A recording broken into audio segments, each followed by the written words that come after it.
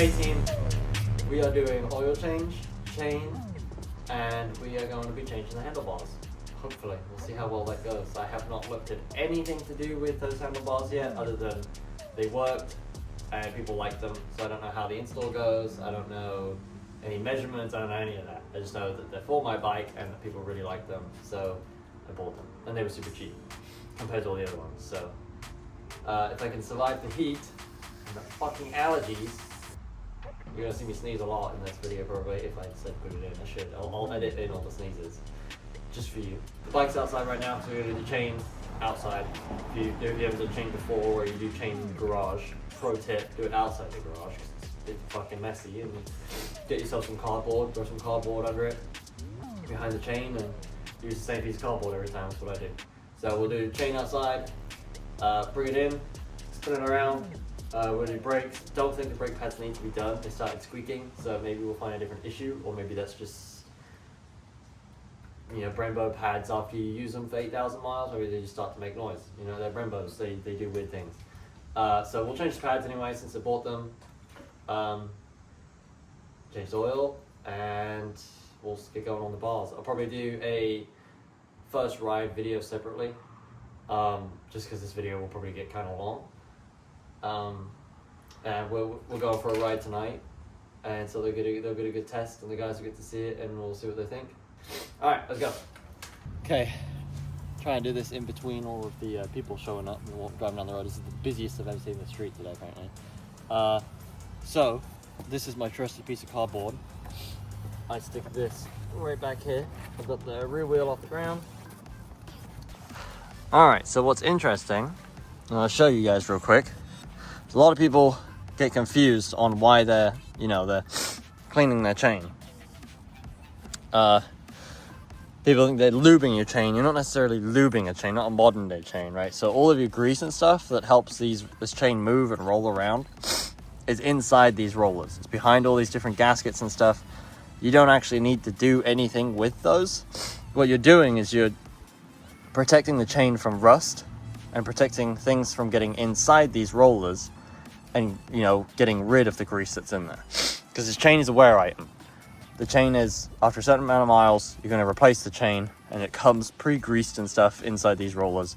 You're not actually greasing anything. If you notice, good lube is sticky, and that's to give a good coat and protection against water and dirt and stuff from getting inside those rollers. So you're not actually lubing anything. When people tell you to use like kerosene and stuff, for old chains, yes, sure, use kerosene and stuff like that. But for these chains, you don't want to use kerosene because kerosene and stuff like that actually works so well that you'll get in between the gasket and start removing the grease that's inside the rollers, and you can't just add more grease to those. What's neat about this, because it's actually been a while since I did my chain, I don't know if you can see it, but there is a little bit of rust on them. Just a tiny bit. I did just wash the bike, so it could have just happened quickly, but that's what you're trying to avoid. So we'll give it a good scrub, that will come off, and we'll give it a good coat, and then you're good to go. Okay, not sponsored, but Motul, I don't know if that's in frame, got a sticker on the bike. Probably not the best brand, but it's better than most, and it's just a good, reputable brand. You just know it's going to do exactly what it's going to do. You know, you don't really question it. It just works. So I have the chain clean and the chain lube. So this gets rid of all the dirt and stuff. This will remove the layer, the protective layer you've already added. Get all the dirt and stuff off the chain. Basically bring it down to as bare chain as possible, but it won't seep into those rollers and get rid of the grease you want. That's why this stuff like this is good. The stuff that's designed for chains like this, that's what you want. Don't listen to the old guy that's been cleaning his chain since the 1800s, because chains were just different. It's just a different technology. And then you're going to come back through, put chain lube back on it. You're just going to put it's just a sticky coat, covers the chain, stops water from getting in, and just protects the chain in general. So as far as like how often you're supposed to do it, you can listen to the manual. If you want to be like absolutely perfect, listen to whatever your manual says, but that's like 200 miles in some bikes. That's like, I drive to work and back and I've got to lube my chain again. Sure, you can do that, or you just pay attention to it. Just do it when it's needed. You can see when it, like, this isn't terrible, but this is starting to be like, it really needs to start. I need to give it a clean. I haven't done this on like 900 miles, so fight me. But there's just nothing wrong with leaving it that long, as long as you just pay attention to it. You know, you don't want stuff to start seizing up, and you can see when it's starting to get bad. Just keep an eye on it, just like everything else on your bike.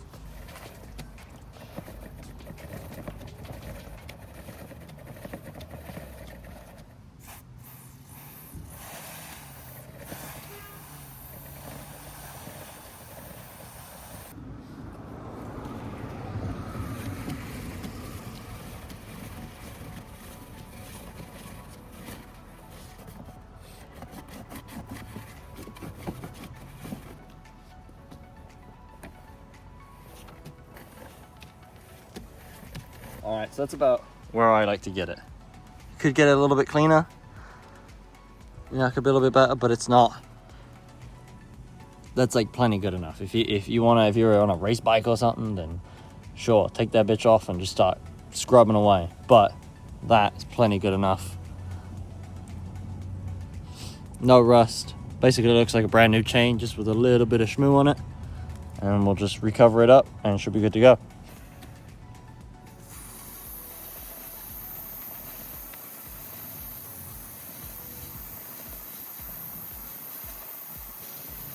Okay, now you got the lube back on. Two most important things you need to remember. One, you need to let it sit. If you start riding it right now, it's just gonna sling that shit everywhere. Let it sit, let it dry, it'll get sticky and it won't sling everywhere. And because people are, oh, you overlubed it, you overlubed it. You didn't overlube it, you just put a decent amount of lube on there, but then rode it like immediately after. You gotta let it sit for like an hour or so. Let it cure and chill out, and it'll turn sticky.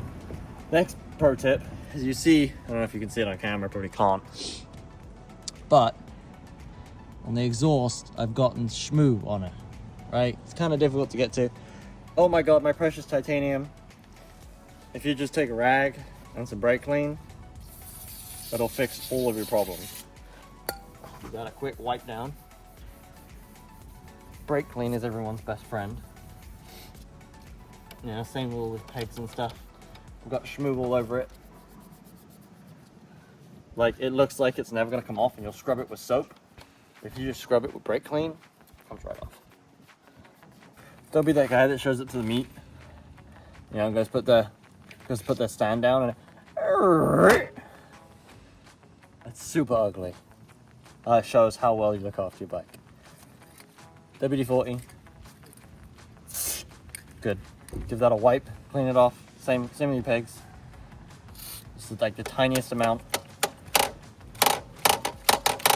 Perfect.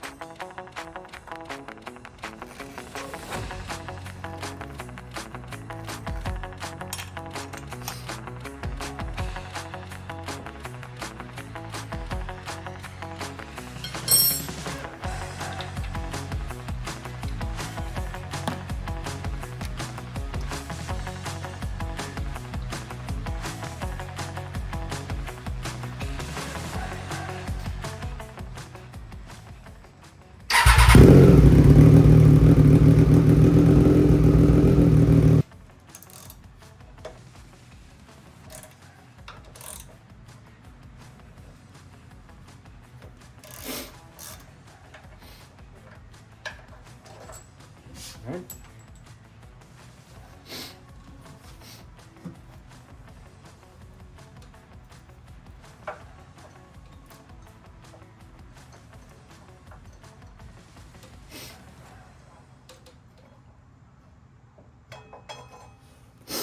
There we go.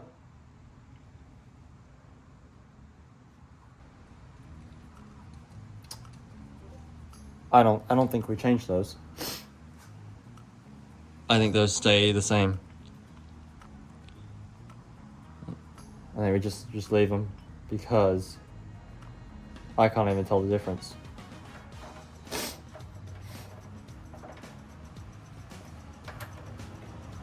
I'm gonna look up the torque spec.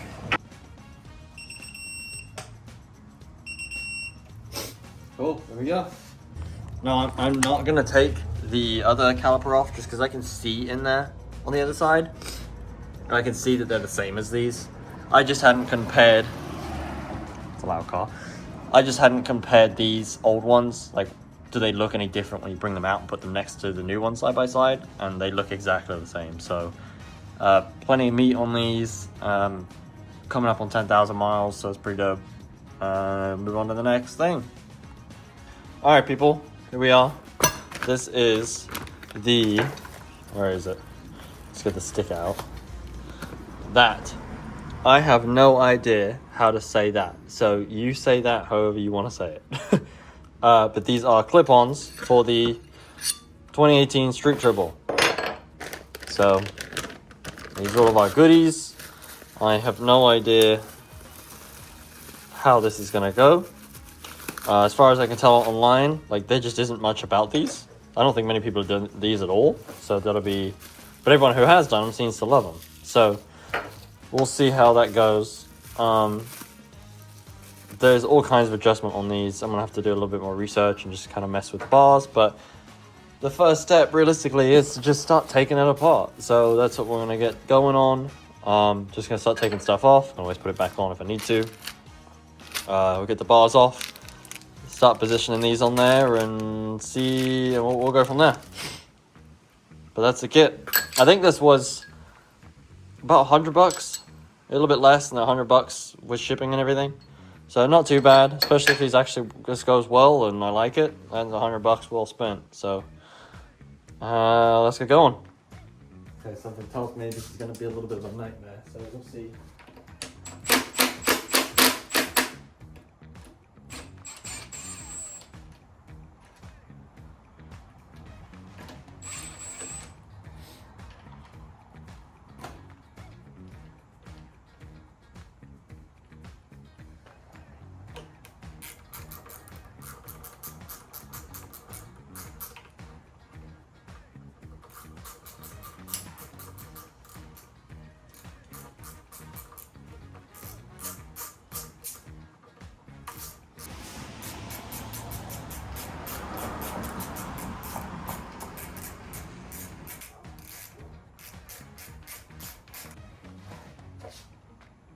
Okay, I did a lot off camera, as you can see.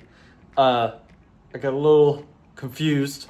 I had to really lock in for a minute and the camera was getting hot and blah, blah, blah. So this is where we're at. Bars are off.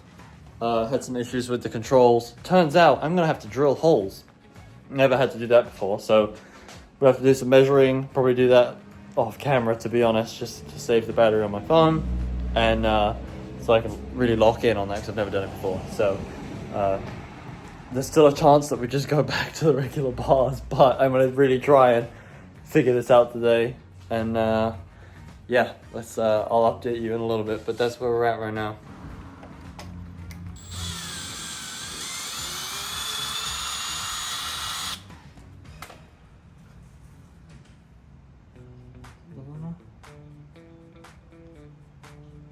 Nope.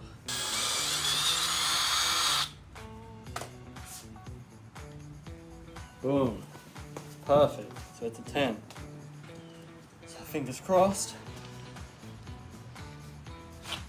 Should better take these. Alright, moment of truth. That was kind of hard to see on the camera, but this is what holds the controls on there. And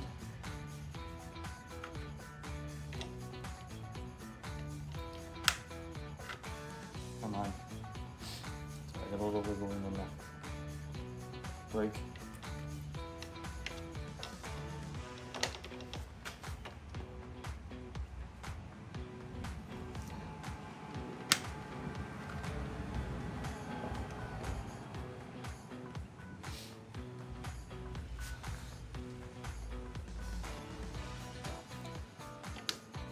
Yeah. Bring that brake back down on that.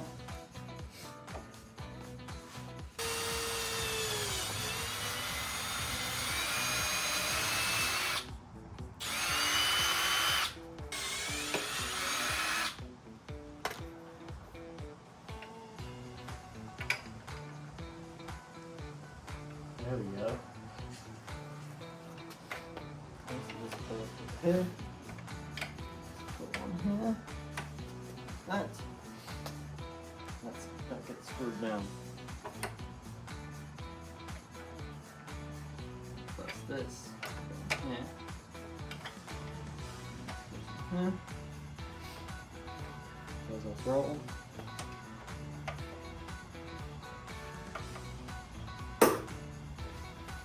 Alright.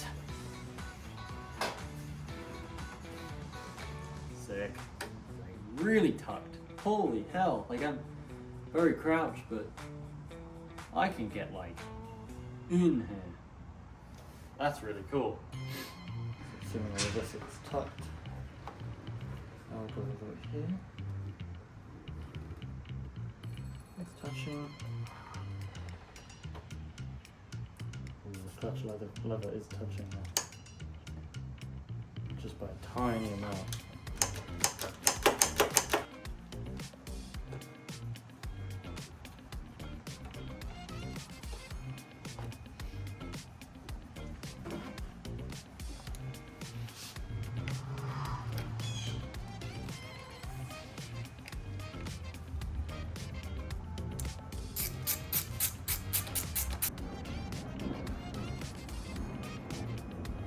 This is sitting here.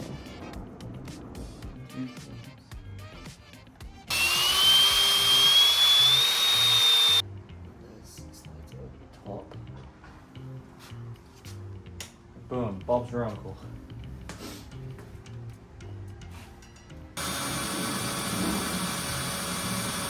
I feel bad because I've forgotten to record a lot of stuff, but like, I really had to focus on a lot of stuff. Just to get this one, like, they could still be running into a whole bunch of issues right now, but, you know, like, I just, so far, I think this has gone great. I didn't know what to do. I needed to lock in and learn a little bit.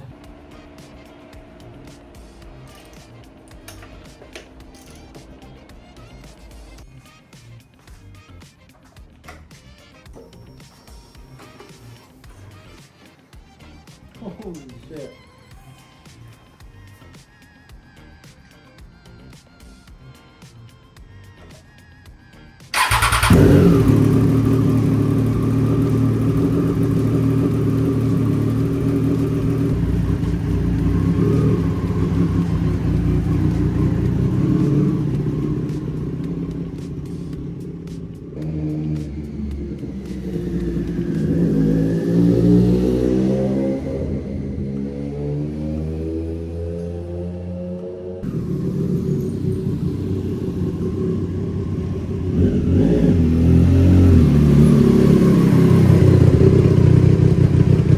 I fucking did it. It is disgusting. Oh my god. It looks so sick. Bro. Oh my god. It feels so good. Oh my god, I can't wait to go ride. I gotta get ready. Okay, so it's the next day. The bike is done. I've adjusted the clutch lever. I bled the brakes because I think when I undid the banjo bolt, I let some air in, so they got a little bit spongy. Just bled them real quick. They feel great now. Other than that, as far as the first ride that I had, first things in, the only things that I've got issues with right now is some extra wrist pain. I'm wondering if that's just, I'm not used to riding something like this. I'm not used to being so far forward. I'm not sure if that's a normal sport bike amount of wrist pain, or that's like the bars aren't as aggressive enough. Like maybe they need to come in a little bit more. The issue with that is if I go full lock on this, I don't know if you can see that. Yeah. If I go full lock, That's how much space I've got. So maybe I could move this bracket. If I move that out and then brought the bars in, I could get a little bit. But I don't think it's gonna be much of a difference at all. Same with this side, if I go full lock that way. There's button touches, but it's actually like, that's full lock and they're still playing the button. But yeah, I think there's not much I can really do as far as bringing those in. Maybe at some point I'll try tweaking it a little bit, but for now I think that's fine. The main issue, it's great. I love riding it. It's like perfect. But the main issue now is the throttle. So I don't know much about this, but basically my throttle feels relatively normal, but then it feels like it's almost like pre-tuned throttle. And then when I try to go wide open throttle, it feels like it jumped, like literally in an instant, goes from like 60-70% throttle to 100%, and the RPMs just fly up.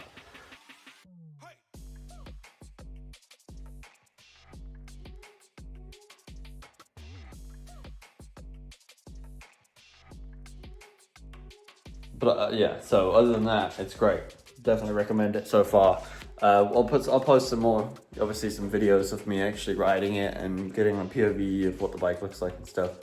But yeah, just wanted to do a quick update, end the video with a proper, this is what I think of it. Yeah, that's it. Hey!